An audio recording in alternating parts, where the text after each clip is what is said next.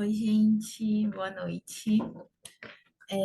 Vou me apresentando enquanto vai entrando mais alunos aqui para participar da aula, tá bom? Bem, quem não me conhece ainda, eu me chamo Regina Corrêa, sou fisioterapeuta cardiopulmonar, fui formada pela UEPA e fiz residência em atenção à saúde cardiovascular na Fundação Pública Hospital de Clínicas Gaspar Viana, que tem como instituição proponente dessa residência a UEPA, né? E quando a gente faz a residência, os fisioterapeutas agora já saem com o título de especialista. Então, por isso que eu sou especialista. E atualmente também faço mestrado em saúde na Amazônia. Essa aula é uma aula para a gente entender como cai essas questões sobre reabilitação cardiovascular nas provas de residência, tá bom? Então, durante a aula, vocês podem ir interrompendo e perguntando, porque fica até mais fácil para poder identificar se tem algum assunto que está mais difícil de vocês entenderem e tudo mais. Lembrando que essa é uma aula inaugural do Sapiens, né? Então, durante os outros módulos, os outros temas terão também outros tipos de assuntos que vão complementar a esse. Vocês vão entender durante a aula. Bem, deixa eu ver aqui como é que eu tô. Tá. Se acontecer alguma coisa, o meu áudio ficar ruim. O áudio tá bom, gente? Desculpa, vou perguntar só agora.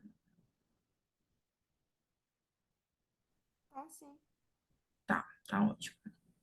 Então, para a gente entender sobre reabilitação cardiovascular, a gente precisa entender que o exercício físico é a principal ferramenta para a gente conseguir garantir essa saúde, né? Claro, tem as medicações que os médicos prescrevem, tem os hábitos saudáveis, e o exercício físico está dentro desse conjunto que faz parte do manejo daqueles pacientes com algum tipo de doença cardiovascular. E ser fisicamente ativo contribui para preservar e recuperar a saúde do corpo do corpo e da mente, né? Dentro da reabilitação cardiovascular, eles abordam muito essa parte também psicossocial, então tem todo esse cuidado com esses pacientes. E para a gente entender, desculpa, o sedentarismo também está associado aos piores desfechos. Então, aquelas pessoas sedentárias são as pessoas que têm pior saúde cardiovascular e têm maior taxa de mortalidade. E para a gente entender, eu coloquei aqui esses três sistemas. Esses três sistemas, eles estão dentro de uma engrenagem, e eles estão dentro dessa engrenagem não é à toa. Para o nosso corpo funcionar bem, geralmente, dentro da área da cardiologia, a gente relaciona o corpo como uma engrenagem, que ele precisa estar em perfeito funcionamento para que o nosso corpo funcione bem. Então, tem os músculos, o coração e o pulmão, representado aqui pelo sistema respiratório. Então, quando esses três estão funcionando em sintonia, a gente tem uma boa saúde cardiovascular, uma boa saúde cardiopulmonar. Por isso que às vezes é até indissociável a gente falar saúde cardiovascular ou saúde cardiopulmonar, porque são sistemas que atuam juntos. E o objetivo da reabilitação cardiovascular é justamente isso, é focar nos exercícios físicos e propiciar uma melhora dos componentes da aptidão física, tanto os componentes aeróbicos quanto os não aeróbicos. Dentro dos aeróbicos, são aqueles exercícios de alta intensidade que vão utilizar a via aeróbica como fonte de energia.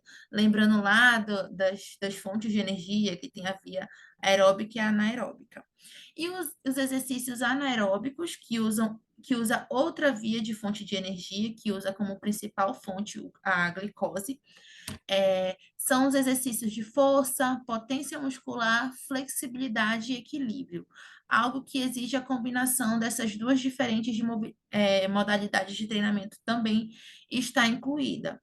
Então, dentro da reabilitação, a gente pode utilizar exercícios aeróbicos e exercícios anaeróbicos que não utilizam o oxigênio como principal fonte de energia.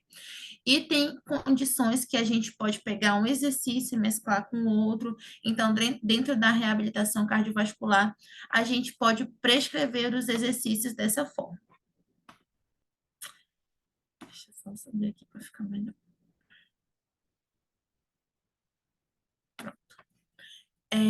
E toda essa aula que eu preparei para vocês foi baseada na Diretriz Brasileira de Reabilitação Cardiovascular de 2020. Essa diretriz é a diretriz, é a última que foi lançada, então é a que a gente usa nos serviços e dentro das provas de residência também, tá? Então, um programa de reabilitação cardiovascular é formado não só por fisioterapeutas, tem toda uma equipe fazendo parte, principalmente os médicos, cardiologistas, que vão estar ali atuando, fazendo prescrição de medicamentos, fez um exercício físico que elevou demais a pressão arterial, então ele pode estar fazendo esse manejo aí, esses ajustes. Nós, fisioterapeutas, também temos um papel crucial, principalmente nas primeiras fases lá da reabilitação, que eu vou falar daqui a pouquinho. Os profissionais de educação física, que é para aqueles pacientes que já estão nas últimas fases, estão mais condicionados, a gente pode encaminhar para esses profissionais.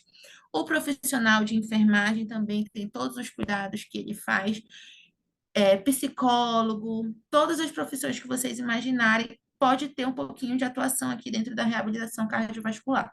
Mas as principais que a diretriz traz são essas quatro aí. E vou falar um pouquinho mais sobre a nossa, que é o que vai cair na nossa prova, né? Na prova de vocês, que vocês vão fazer esse ano. Bem, dentro de um serviço de reabilitação, a gente tem equipamentos que são indicados também por essa diretriz. Para os exercícios aeróbicos, esteiras rolantes, cicloergômetro, tanto para o membro inferior quanto para o membro superior, remoergômetro, ergômetros de esqui e elípticos. Ou seja, são aqueles aparelhos que muitas vezes a gente vê até em uma academia, a gente pode estar usando ele para o nosso paciente. Só que, claro, a gente vai fazer de acordo com a condição, tem que lembrar que é um paciente cardiopata. Lembrem sempre disso.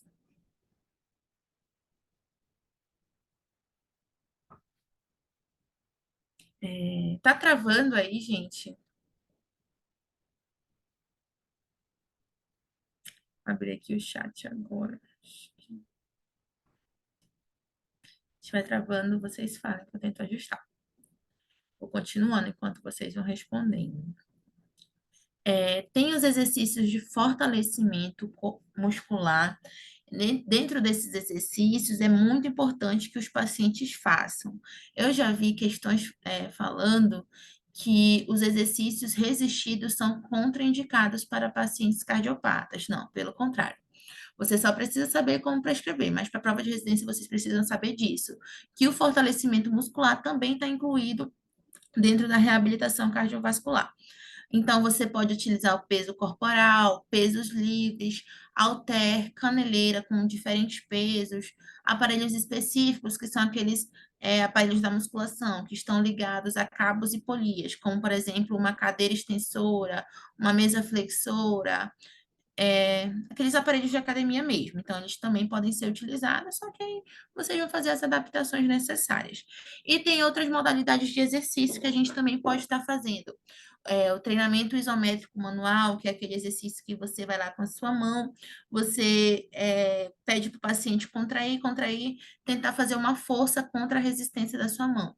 Treinamento da musculatura inspiratória, que é algo que eu percebi que está sendo mais discutido atualmente.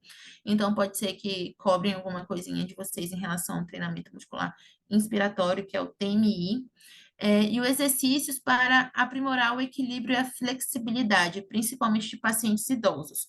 Então, a reabilitação cardiovascular, ela permite que você faça essas combinações. Pode ser que você utilize aparelhos do Pilates, é, exercícios na água, utilizando outras técnicas da fisioterapia, outros recursos da fisioterapia, só que você vai fazer ele de forma adaptada para o seu paciente cardiopata. Então, na diretriz fala principalmente da fase um, porque é aquela fase mais crítica que os pacientes ainda estão dentro do hospital. Então, tem indicações e contraindicações para que você inicie o programa de reabilitação cardiovascular com esse paciente. O ideal, como todos os critérios de mobilização precoce, é que você inicie o mais rápido possível. Então, para ingressar na fase um, as indicações são para aquelas pessoas que você deseja melhorar e aumentar a capacidade funcional, reduzir o risco de eventos cardiovasculares futuros, ou seja, o exercício físico ele tem a capacidade de reduzir as chances de um paciente que infartou anteriormente infartar novamente, o chance de um paciente que teve um edema agudo de pulmão ter outro evento desse novamente.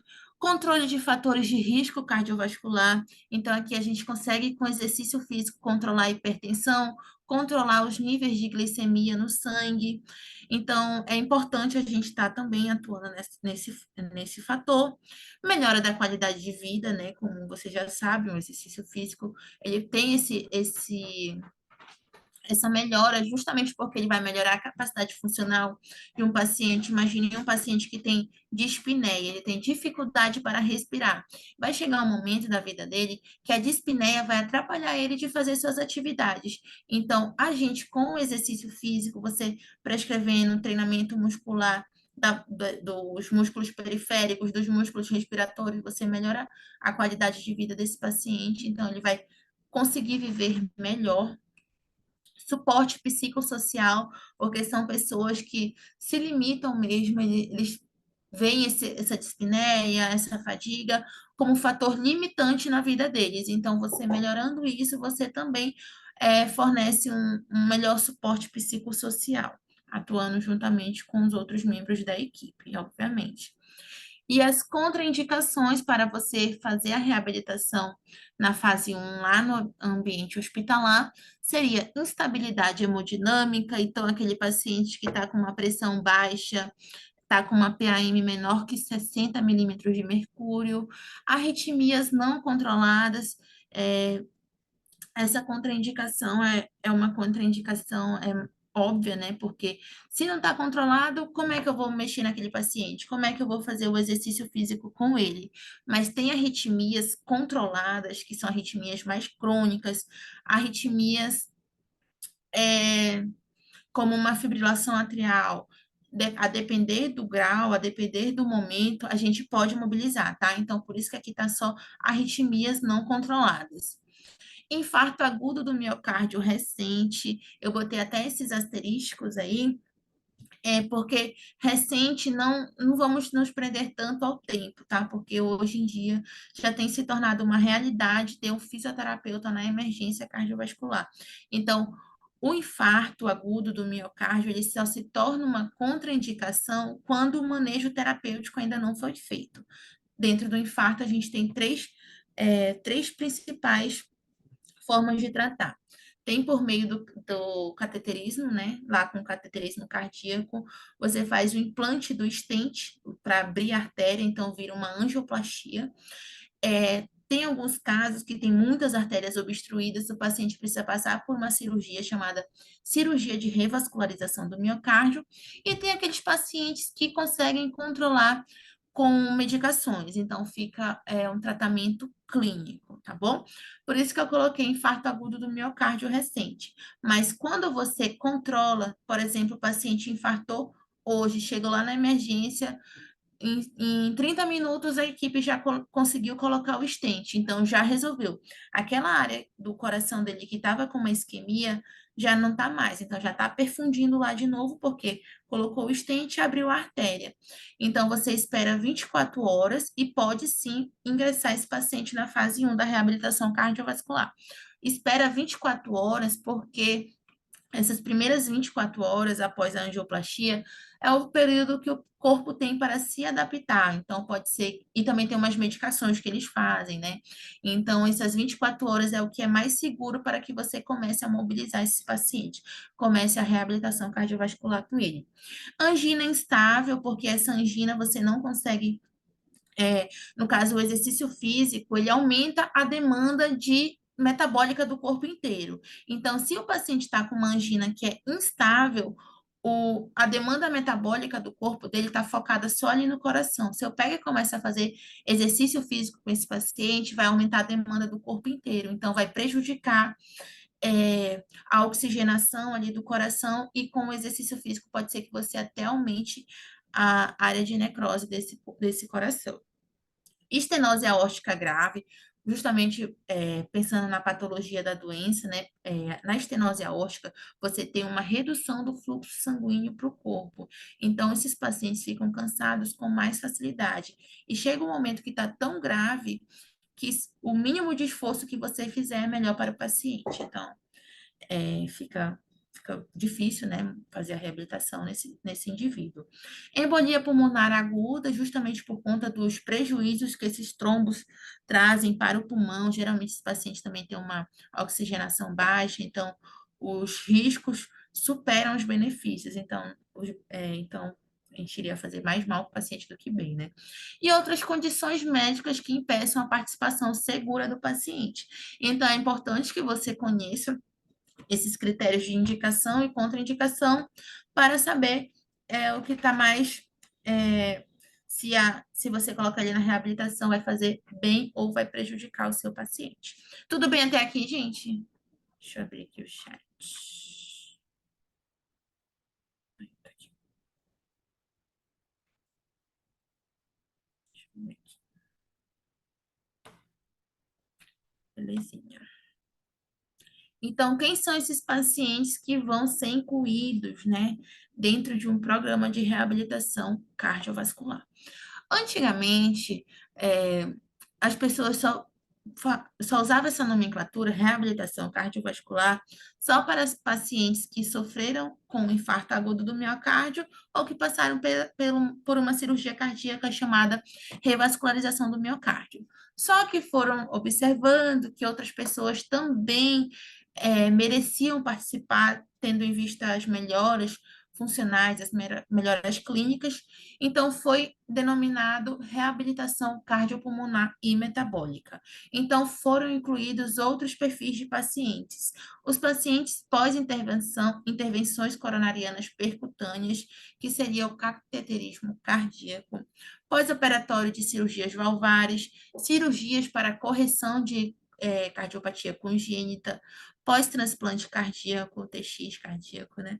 Pacientes portadores de insuficiência cardíaca, pacientes com doença arterial coronariana, e aqui entra todos aqueles pacientes que eu falei para vocês, o que faz cateterismo, o que faz tratamento clínico, o que faz revascularização, pacientes diabéticos, pacientes pneumopatas, e nefropatas crônicos, assim que estejam estabilizados clinicamente. Então, a partir do momento que aquele paciente entrou no hospital, você vai avaliar se ele tem condições de entrar num programa de reabilitação. Caso ele já esteja estável clinicamente, não apresente nenhuma daquelas contraindicações que a gente discutiu, você pode incluí-lo no seu programa de reabilitação cardiopulmonar. E partindo desse princípio, a reabilitação ela foi dividida em fases, justamente para poder definir quais seriam os melhores tipos de exercício, como seria o seu manejo com aquele paciente. Então, partindo desse princípio, foi dividido em 4 fases. A fase 1 é a fase hospitalar. Hospitalar justamente porque inicia imediatamente após a internação hospitalar, assim que estável clinicamente. Então, você vai avaliar aquele paciente o mais rápido que você conseguir, e caso tenha condições, você vai começar as intervenções para minimizar as complicações dentro do ambiente hospitalar. Então, o principal objetivo é minimizar complicações. Eu já vi uma questão dessa também. Qual seria o objetivo da reabilitação cardiovascular no hospital? Fase 2 é a fase ambulatorial. Então, é aquela fase que, após a alta hospitalar, o paciente entra nessa fase. E nessa fase, ele ainda precisa fazer exercícios supervisionados, educação e aconselhamento para mudanças de estilo de vida. Esse aconselhamento, Essa intervenção que a gente faz, dando aquelas orientações sobre o estilo de vida saudável, é fundamental a gente fazer em todas as fases, tá? Só que a diretriz diz aqui, principalmente nessa segunda fase, que é aquela fase que, como ele saiu do hospital, ele tem que desenvolver uma maior autonomia sobre a sua saúde, não só ele, como a família também. Então, é importante que ele tenha hábitos de vida saudável. A fase 3 é aquela fase de manutenção. Geralmente o paciente já está mais estável, já conseguiu alcançar aqueles objetivos funcionais que você tinha elencado para ele atingir, então você vai manter esse paciente dentro da reabilitação e você vai continuar a prática de exercício físico. E o monitoramento dos fatores de risco após a conclusão da fase 2. A fase 4 é a fase de reabilitação completa. Engloba atividades físicas regulares e acompanhamento contínuo para a manutenção dos benefícios alcançados. Então, como é que é essa fase 4? Esse paciente, a gente não aconselhou ele lá no início para ele manter sempre os hábitos de vida saudável e tudo mais. Vai chegar um momento que você já atingiu todos os seus objetivos que você tinha para atingir. E pode ser que você precise encaminhá-lo ele para fazer uma atividade recreativa, como, por exemplo, jogar futebol, musculação, natação. Então, tudo isso também entra como critério de reabilitação cardiovascular. E você, como fisioterapeuta, você vai, com o passar dessas fases, você vai espaçando as suas sessões. Por exemplo, na fase 1 hospitalar, o ideal é que você atenda o seu paciente todos os dias. A depender do paciente, tem paciente que a gente atende manhã, tarde e noite. Fase 2, você começa a atender o paciente 3 vezes por semana, 2 vezes por semana, porque a diretriz recomenda que você pratique 150 minutos de exercício por semana de moderada intensidade. Então, aí, fazendo os cálculos, dá mais ou menos 3 vezes por semana. A fase 3 é aquela fase que você já está se desprendendo um pouquinho mais e já está incluindo outros tipos de modalidades de exercício. Então, aqui você vai intercalar, 2 vezes por semana ele faz exercício comigo, 2 vezes por semana ele vai para a academia fazer um exercício com um profissional de educação física. Na fase 4, você vai fazer aquele acompanhamento a cada 15 dias, a cada 30 dias. Então, é mais ou menos assim que funciona.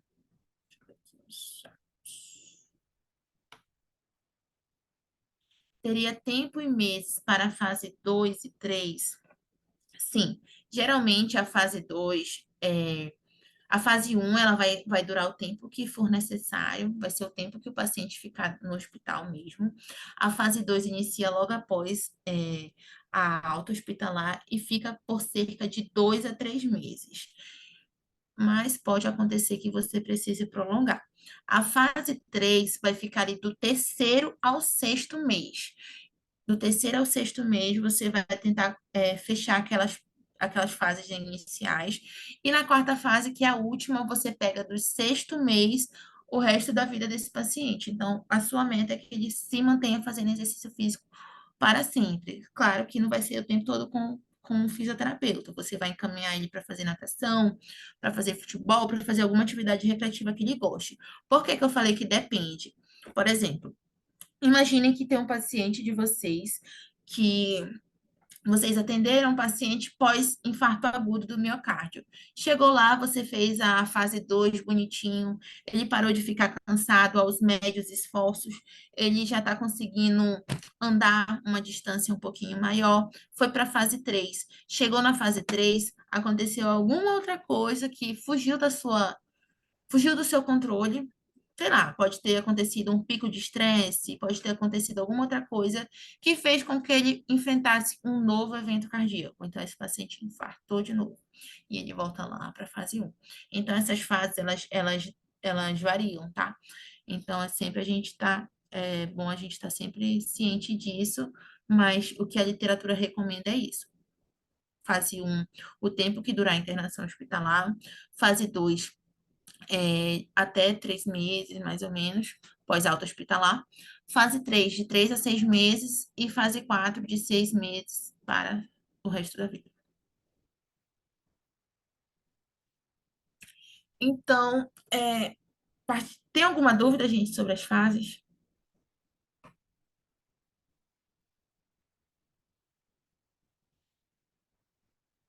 Não. Belezinha.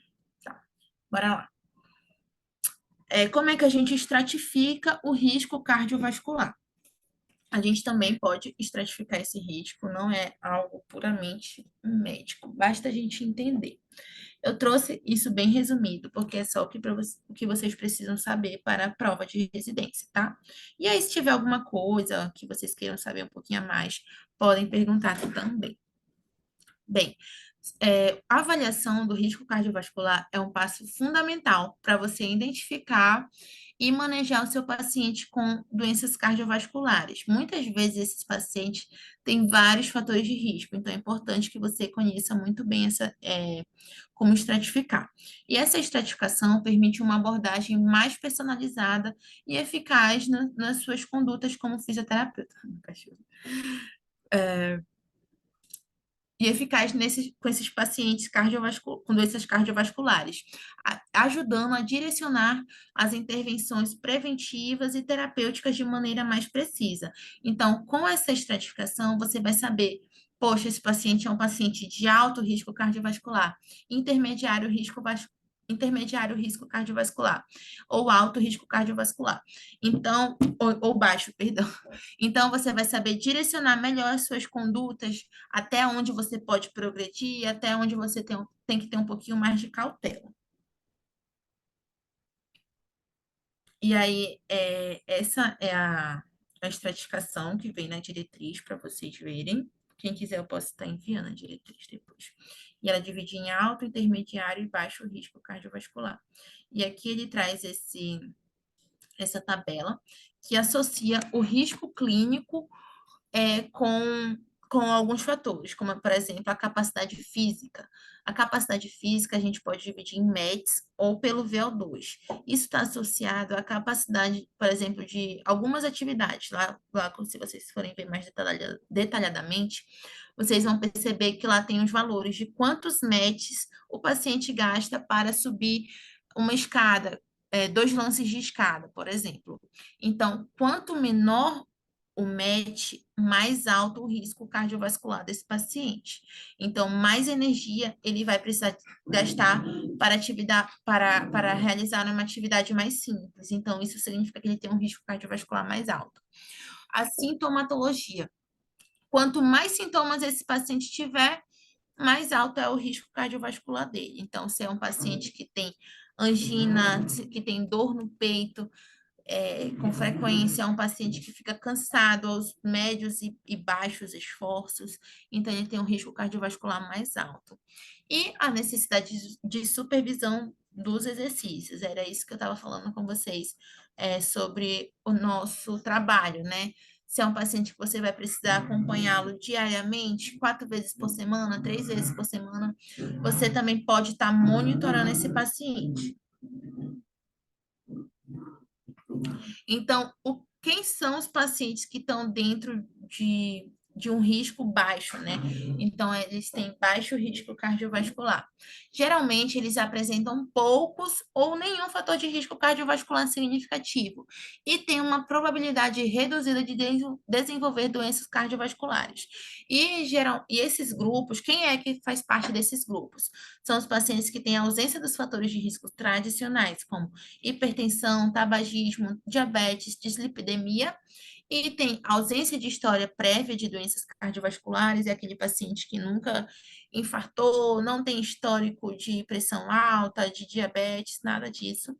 Tem uma pontuação baixa nos scores de risco cardiovascular, que tem o score de Framingham, que ele avalia os níveis de glicemia, frequência cardíaca, idade, então tem uma pontuaçãozinha lá que ele dá, e score de risco de aterosclerose, que são aquelas placas de gordura nos vasos sanguíneos. Para esses pacientes, as nossas intervenções vão girar em torno das medidas preventivas. Então, a gente vai prevenir que esse paciente venha a ter uma hipertensão arterial sistêmica, que ele venha a ter uma diabetes. Então, a gente vai trabalhar educando esses pacientes, dando aquelas orientações sobre os hábitos de vida saudáveis, com uma dieta equilibrada, exercício físico regularmente, cessação do tabagismo, controle do etilismo, caso esse paciente ingira bebidas alcoólicas, e a gente vai estar sempre monitorando a saúde cardiovascular. Então, aqui, nesses pacientes, a gente vai trabalhar com orientações sempre, e com exercícios para prevenir que eles venham a ter algum fator de risco, diferentemente dos pacientes com intermediário risco cardiovascular. Por quê? Porque esses pacientes apresentam um ou mais de um fator de risco para doenças cardiovasculares. Só que ele ainda não teve nenhuma doença cardiovascular estabelecida. Ele tem o risco de ter, mas ainda não teve. E os critérios para identificar é quando ele tem um ou mais fator de risco tradicional moderado. Por exemplo, é um paciente que tem diabetes e hipertensão arterial sistêmica. Então, ele já tem um fator de risco intermediário. Tem histórico na família de infarto agudo do miocárdio precoce. Imaginem um adulto de 40 anos infartando. Isso não é comum, tá? Apesar de acontecer, isso não é normal, porque geralmente é mais pessoas idosas. Presença de biomarcadores de risco cardiovascular, como elevação dos níveis de lipídios ou glicose no sangue. Então, esse paciente também que tem os níveis de glicemia alta, né, diabético e tal. Então, para esses pacientes que eles possuem um médio risco, é crucial que a gente já inicie o acompanhamento de forma individualizada. Então, a gente vai otimizar o controle dos fatores de risco pré-existentes. Então, aquele paciente que a gente tem alguns tipos de exercício, claro que vão atuar, por exemplo, para reduzir a pressão arterial sistêmica. Então, a gente vai conseguir prescrever de forma mais direcionada, mais individualizada, e vamos fazer uma avaliação detalhada do perfil do risco cardiovascular, exames complementares, e vai ter um teste de esforço ou uma avaliação da função cardíaca.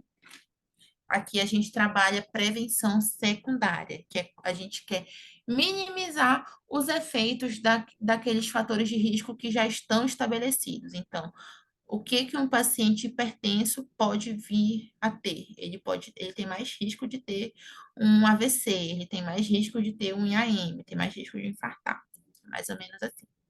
Alguma dúvida, gente? Vou passando.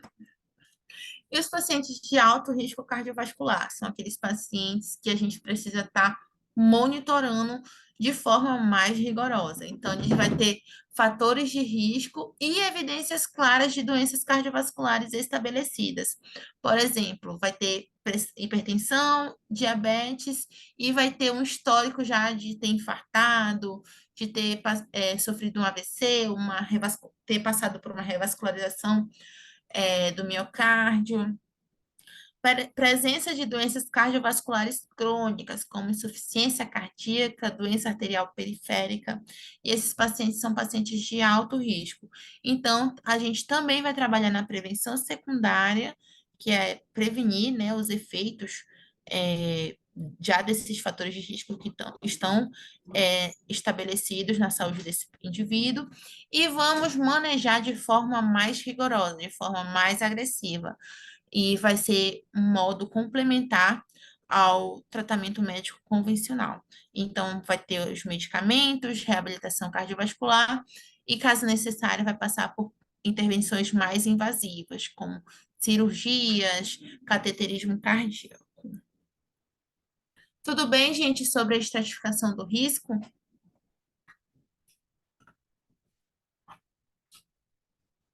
Vou passando, tá? Partindo desse princípio, a gente tem formas de avaliar esse paciente dentro de um programa de reabilitação cardiovascular. A gente tem testes máximos e testes submáximos. Os testes máximos, eles precisam de alguns equipamentos mais específicos, eles têm um risco mais alto de ter alguma complicação, alguma coisa durante o teste. Sendo assim, esse teste é só realizado em centros de saúde especializados, né? Ele tem que ter toda uma estrutura para poder funcionar. tem que ter o desfibrilador externo automático, tem que ter materiais para intubação, porque o risco do paciente ter uma morte súbita, ter um infarto ali na iminência do teste é grande, então precisa desses equipamentos. E tem dois exames que são os mais conhecidos, tem a ergoespirometria e tem o teste ergométrico. A ergoespirometria, ela avalia a função cardíaca e a função pulmonar durante o exercício.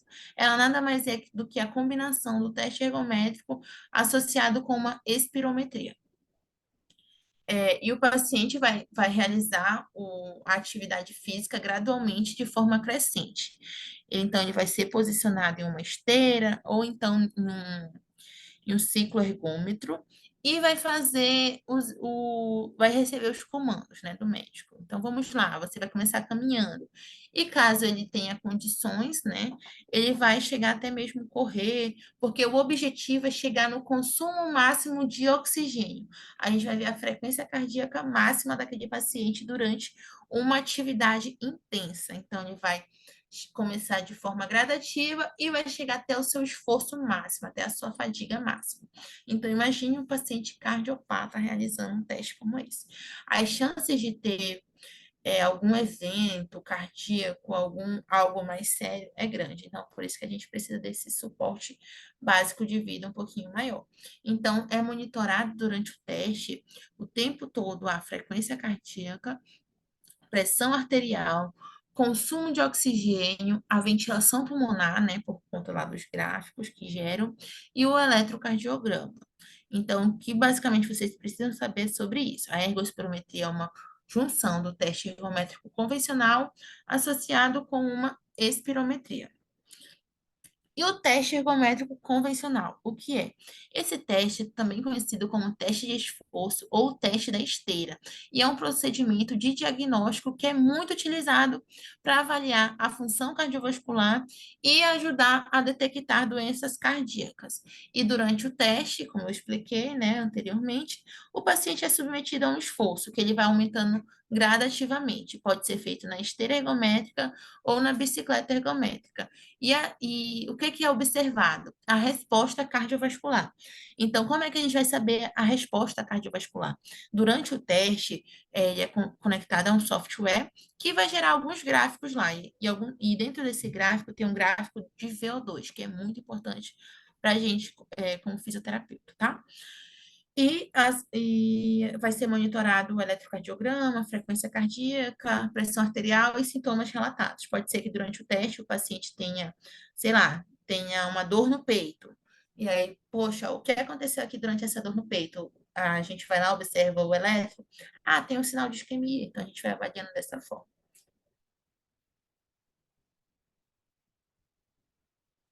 A ergoespirometria não ajuda a detectar doenças também? Sim, ela ajuda. Como eu falei, a ergoespirometria ela é um exame mais completo porque vai avaliar a função cardíaca e a função pulmonar. Ela é igual o teste ergométrico, só que associado com a espirometria. É essa a diferença, mas ela avalia também essas doenças, tudo que o teste ergométrico faz, a ergoespirometria faz. Só que ela tem um plus, ela tem esse adicional, porque também avalia a espirometria do paciente. Então, aqueles pacientes que têm uma complicação cardíaca e pulmonar associada, é interessante que já faça logo a ergoespirometria. E tem os testes submáximos, que são os testes que a gente já pode fazer. Como fisioterapeuta, a gente pode fazer. Esses testes máximos, a gente tem capacidade de interpretar e utilizá-los para prescrever os exercícios. Esses testes submáximos, a gente tem a capacidade de realizar, interpretar e prescrever os exercícios com a ajuda deles, tá bom? E aqui eu trouxe os dois principais testes que a gente utiliza dentro da cardio, só que tem outros testes, tá? Mas nessa aula, como é uma aula mais inaugural, eu tentei trazer algo, ai, desculpa. Eu tentei trazer algo mais geral para a gente discutir aqui. E tem o teste de caminhada de 6 minutos, que provavelmente vocês já ouviram falar em algum momento da vida acadêmica de vocês. E esse teste ele avalia a capacidade funcional global do paciente e a tolerância ao exercício. Só que o diferente dele é que ele não vai até a capacidade funcional máxima, ele é um teste submáximo. Então, estima-se que os estudos dizem que ele atinge cerca de 80, 85% do VO2 máximo que a gente consegue ver lá ele certinho nos testes máximos, tá? E durante o teste, quais são os procedimentos necessários? O paciente, você vai instruir o seu paciente a caminhar, ele não pode correr. Ele vai caminhar o máximo possível em um corredor de 30 metros durante 6 minutos. Então, vamos simular aqui, vamos imaginar que a gente está fazendo um teste de caminhada com o nosso paciente. Você vai, primeiramente, aferir os sinais vitais iniciais do paciente, como a saturação, frequência cardíaca e pressão arterial e o esforço, como é que aquele paciente está, a escala de Borg dele. Você vai avaliar ele em repouso, iniciou o teste, vai caminhar durante 6 minutos, lá naquele corredor de 30 metros, você vai marcar quantas voltas ele dá, qual foi a distância dele percorrida durante esses 6 minutos. E você avalia também no final, vai avaliar no final a frequência cardíaca, saturação, pressão arterial e o Borg desse paciente. Tem algo que eu faço durante as avaliações. Eu ainda não vi caindo em prova de residência, mas pode ser que, se cair, vocês já saibam.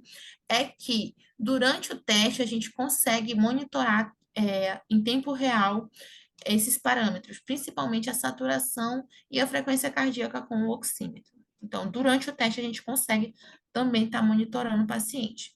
E tem o teste do degrau de 6 minutos. Ele é um teste que ele vem sendo utilizado cada vez mais na prática clínica e alguns estudos já mostram também que ele tem uma boa relação. Ele tem uma relação confiável com o VO2 máximo que a gente consegue de forma fidedigna com os testes máximos que eu falei anteriormente para vocês. E ele também vai avaliar a capacidade funcional desses pacientes e o que que acontece? Você vai instruir o paciente a subir e descer um degrau numa altura padrão. Essa altura padrão é uma altura de 30 centímetros, tá? Eu esqueci de colocar o tamanho. Mas eu vi numa prova, mas foi de outro estado, que perguntou a altura exata do degrau, que o degrau tinha que ter. E o paciente vai subir e descer durante 6 minutos. Os procedimentos iniciais e os procedimentos finais é similar ao teste de caminhada. A única diferença é que o paciente não vai precisar caminhar, ele vai subir e descer esse degrau. E durante esse teste, o paciente vai ser incentivado a manter um ritmo constante. Mas caso ele sinta alguma coisa, sinta palpitação, sinta uma dor muito forte no peito, um cansaço muito intenso, ele pode parar, descansar e voltar assim que possível, assim que em condições favoráveis. E você vai deixar o cronômetro rolando, tá? Não precisa parar, tem que deixar. E aí, se parou durante o teste, você anota essa observação. E também, como eu falei para vocês, registra sempre. Aqui está a distância, mas não é distância, é o número de degraus que ele subiu e desceu. Ele vai subir e vai descer, conta um. Sobe, desce, conta dois. Sobe, desce, conta três. E aí você vai monitorar a frequência cardíaca, pressão arterial, saturação e sintomas durante o teste. Principalmente a dispneia, e aqui a gente observa também a fadiga, porque por ser um teste que você sobe e desce o degrau, demanda muito dos membros inferiores, então pode ser que as pessoas sintam mais fadigas durante esse teste. E quando eu vou fazer é registrado o Borg também, tá, Ana Lúcia? A gente registra o Borg também. E quando eu vou saber qual que eu vou utilizar? Então aí vocês têm que observar cada situação. Por exemplo, um paciente com artrose no quadril. Você sabe que esse paciente, quando ele mais anda, quanto maior a distância percorrida, ele tem uma chance de desgastar mais a articulação, quando os músculos ainda estão enfraquecidos, claro, né? Vai chegar um momento que a caminhada mais benéfica para ele. Mas pode ser que numa fase inicial, numa fase mais aguda ali do seu tratamento, ele tenha dificuldade de andar longas distâncias. Então, provavelmente o seu teste vai ter um viés limitado por essa artrose no quadril. Então, você vai optar por fazer um teste do degrau. É mais ou menos essa sacada que a gente tem que ter durante as questões. Se ele falar, durante um paciente com histórico de doença cardiovascular vai iniciar um programa de reabilitação hoje e ele não trouxe nenhum teste ergométrico, nenhum teste ergoespirométrico feito anteriormente. Vou precisar fazer um teste submáximo que avalia a capacidade cardiopulmonar desse paciente com artrose no quadril. E aí, dentre as alternativas, lá vai ter vários testes e vocês vão escolher algum desses dois testes aqui. Tem outros também, mas os mais utilizados são esses. E aqui, dentro da diretriz, vem essa tabela que ela classifica os exercícios físicos, tá? Nessa aula de hoje, a gente não vai conseguir discutir detalhadamente cada modalidade de exercício. E também porque é uma aula para vocês acertarem as questões. Então, vou falar aqui de forma resumida e quem tiver alguma dúvida, a gente pode discutir também, tá bom? Tem a denominação pelas vias predominantes, as vias energéticas, que a gente usa muito dentro da reabilitação cardiovascular. E é bioquímica pura aqui, tá? Então, tem a via alática, que geralmente são os exercícios que usam umas vias mais fáceis de ser quebrada. Tem algumas vias. Por exemplo, o anaeróbico lático, ele utiliza a glicose como fonte de energia. Os exercícios aeróbicos usam mais o oxigênio como fonte de energia. A via anaeróbica lática pode ser que em determinados momentos ela use o oxigênio. Quando você chega em outro pico, ela começa a utilizar a glicose. Então, isso é algo mais específico mesmo da área. Eu nunca vi caindo sobre isso na residência. Se vocês verem alguma questão, vocês mandem que a gente discute. E quais são as características da via anaeróbica alática? São exercícios de grande intensidade e curtíssima duração. Então, é aquele exercício que você precisa chegar no seu nível de fadiga que quer alcançar o mais rápido possível. Então, você precisa fazer um exercício mais intenso. E a via anaeróbica lática é um exercício de grande intensidade também e curta duração, só que é um pouquinho mais longo do que o anaeróbica lática, tá? E o exercício aeróbico são exercícios de baixa intensidade e aqueles exercícios de média, de longa duração, perdão, de longa duração. Então, é aquelas caminhadas, aqueles maratonistas, eles têm muito essa via aeróbica ativada durante um exercício pelo ritmo, se vai ser um ritmo fixo, constante ou contínuo. Então, você vai manter aquele padrão ali. Se você vai botar um paciente na esteira, você vai regular lá a velocidade. Você coloca aqueles níveis, né? Que é 6 quilômetros por hora, 6,5 quilômetros por hora.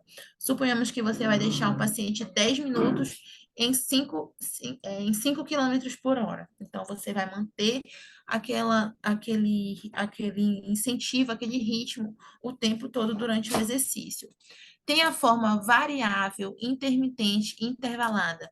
Você pode ajustar de modo que, em determinados momentos, durante 3 minutos, você vai botar o paciente numa velocidade de 7 na esteira.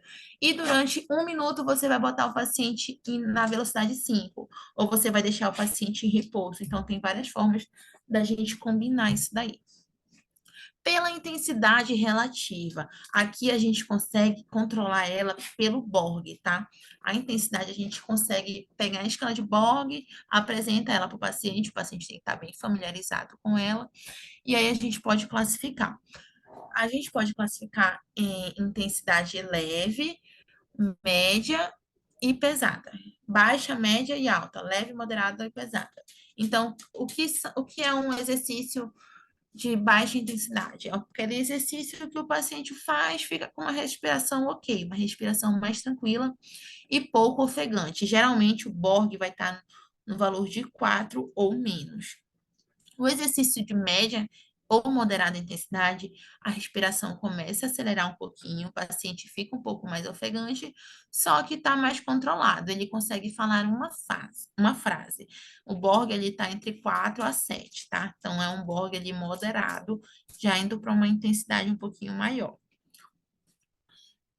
E o exercício de intensidade alta ou pesada é aquele exercício muito difícil do paciente realizar. Ele está com uma respiração mais acelerada, ele está mais ofegante. A fala dele, você está conversando ali durante o exercício, você já percebe aquela fala mais dificultada, aquela fala mais entrecortada. Então, o Borg está superior a 7. Geralmente, não é interessante a gente deixar o paciente chegar nessa fase, tá? pela mecânica muscular, pelo tipo de exercício que você vai fazer com aquele paciente. É um exercício estático? No exercício estático não ocorre movimento, apenas tensão do músculo, recrutamento muscular. Um exemplo de exercício estático, qual seria? Seria aqueles exercícios isométricos, que inclusive, já dando um spoiler para vocês, assim, algo a mais, ele é muito indicado para pacientes hipertensos. A gente consegue controlar a pressão arterial sistêmica por meio desse exercício, pelo exercício isométrico. E tem os exercícios dinâmicos, né, que vai ter o movimento como um todo com a contração muscular realizada. Pode ser um exercício ativo livre, pode ser um exercício ativo resistido, a depender ali das condições. E aqui eu trouxe a escala de Borg, que é a escala que a Ana Lúcia perguntou aí no chat, tá? A gente usa ela para avaliar o esforço do paciente. Então, como é que você vai explicar? Ah, você vai ter, tem essa escala que ela vai de 0 a 10, e o zero é o mais próximo do repouso. É aquele momento que você está completamente relaxado, não tem nada de cansaço. De 1 a 3, a cor vai começando a mudar. Vai ficando, você tá cansado, mas não tá tanto, tá com um cansado demasiadamente leve, tá muito leve, leve. E conforme vai aumentando, é, a numeração, quanto mais próximo do 10, mais próximo de um exercício exaustivo você está. E isso não é interessante para os pacientes, principalmente os cardiopatas. Tudo bem, gente, até aqui eu tentei resumir como é que a gente trabalha a reabilitação cardiovascular, falando sobre as formas de avaliação e os exercícios. Dos exercícios, algo a mais para complementar é que as modalidades que a gente usa é parecido com o que vocês aprendem na Traumato, só que a gente precisa aprender as especificidades e saber como prescrever de forma adequada. E quando eu falo prescrição, eu falo sobre volume, quantidade de repetições, quantidade de séries, sobre tempo de contração, você vai manter esse paciente numa isometria por quantos segundos? Então, é mais ou menos nesse sentido. Vocês têm alguma dúvida? Respondam, que a gente vai responder questões agora. Tá bom, obrigada, meninas, por responder. Vamos testar os conhecimentos. Olhem essa questão aí da Universidade Federal do Rio Grande do Sul. Do Sul, olha. Qual é o objetivo da fase 2 da reabilitação cardiovascular? Coloquem as respostas no chat. Leiam as alternativas.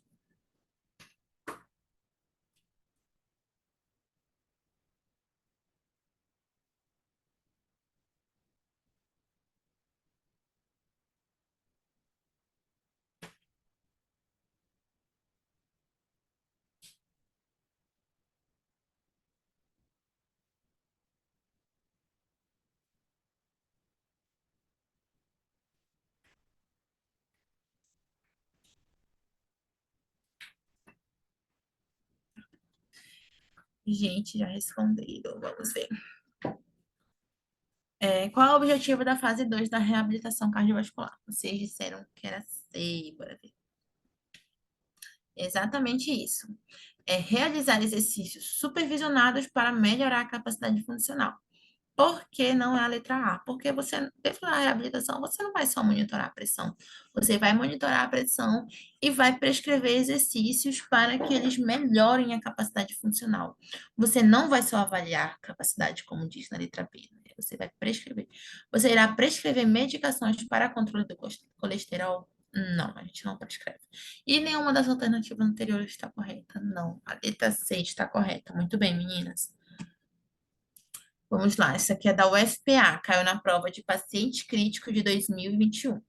O cicloergômetro é um dos recursos utilizados pelo fisioterapeuta na UTI, na tentativa de reverter ou minimizar a perda de força muscular em pacientes internados na UTI.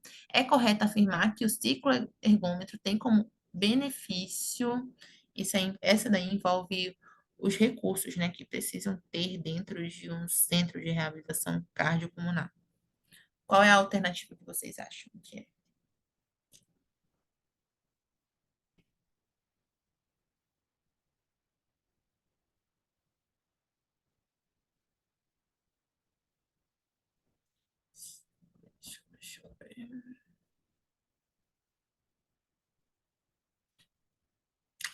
Duas pessoas já responderam.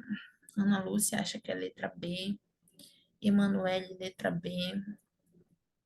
Quem mais falta responder? Vai dar mais um minutinho. Essas questões são questões que não dá para errar,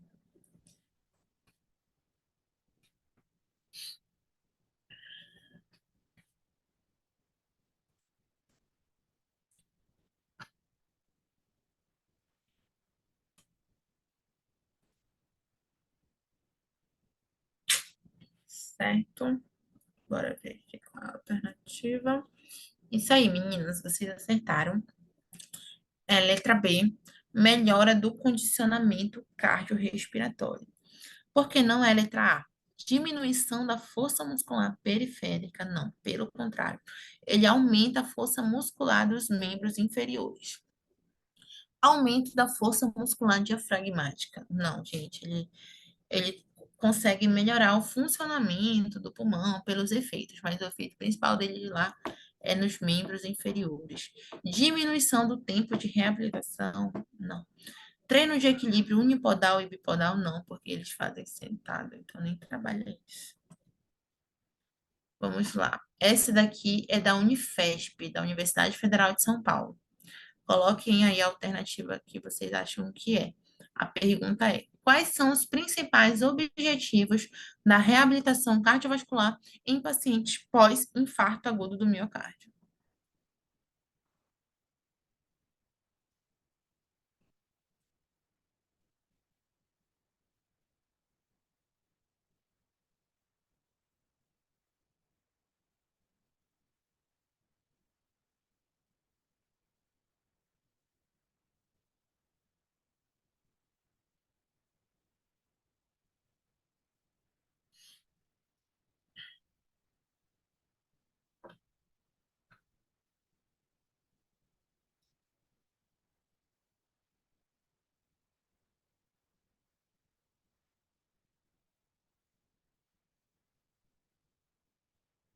Olha, Camila acha que é D, Ana Lúcia acha que é D. Qual você acha que é, Emanuele Oliveira? E a Beatriz Almeida?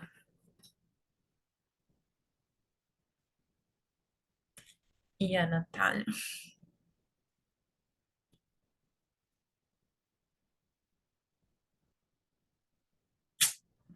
Vamos lá. Eita, peraí, gente. Essa aí vocês acertaram, não é letra C, é letra D. Eu marquei errado. Todas as alternativas anteriores estão corretas. Desculpa, gente, a resposta certa é letra D aqui, tá? Vou até ajustar no slide. É, prevenir futuros eventos cardiovasculares, óbvio. Melhorar a capacidade funcional e qualidade, de vida. Controlar os fatores de risco cardiovascular, com certeza. E letra D, todas as alternativas anteriores estão corretas. Sim, todas estão corretas. Letra D, conforme vocês falaram. Essa aqui é da UFPA. Qual é a alternativa que vocês acham que é? Vou ler aqui.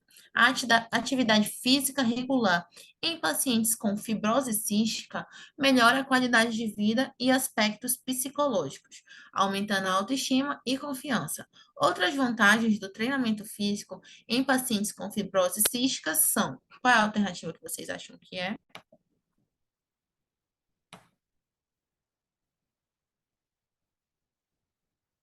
Olha, não, você já respondeu.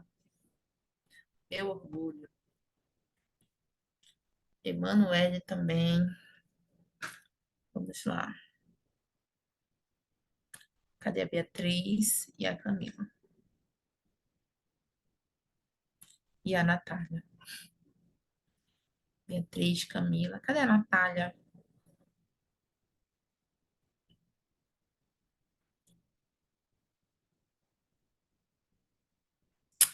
Vamos lá, bora ver. Exatamente, gente. Todas vocês acertaram. Aumento no declínio da função pulmonar. Pelo contrário, ele melhora a função pulmonar, ele não declina, né? Como diz essa alternativa. Redução no endurance da musculatura respiratória. Pelo contrário, você tem um aumento no endurance. Piora da capacidade de trabalho? Não, você tem uma melhora. Declínio da função imunológica? Não. Isso aí nem é um objetivo, assim, tal. Mas, pelo contrário, melhora. E é isso, meninas. Obrigada pela atenção de todas em participar dessa aula. Deixei aqui um textinho para vocês, dizendo que o caminho da residência multiprofissional pode ser desafiador. Mas lembre-se, cada momento, cada passo dado, cada conhecimento adquirido e cada obstáculo superado nos aproxima ainda mais do nosso objetivo. Mantenham-se firmes, persistentes e confiantes, pois cada esforço é uma semente plantada rumo ao sucesso. Acreditem no potencial de vocês e nunca, nunca, nunca, nunca desistam. Se é o sonho de vocês, estou aqui na torcida por cada uma e desejo sucesso nessa jornada. Que Deus abençoe os planos de vocês e que todas sejam aprovadas. Obrigada por terem gostado da aula. Fico feliz também. Qualquer dúvida, alguma coisa, vocês podem conversar comigo. Aqui eu deixei o meu Instagram, reginacorreia.fisio. E vocês podem mandar por lá que a gente conversa, tá bom? Se tiver alguma questão que esteja associada a esse tema e vocês queiram discutir comigo e tudo mais, a gente pode também conversar sobre isso por lá. Tá bom, meninas? Muito obrigada por ter participado.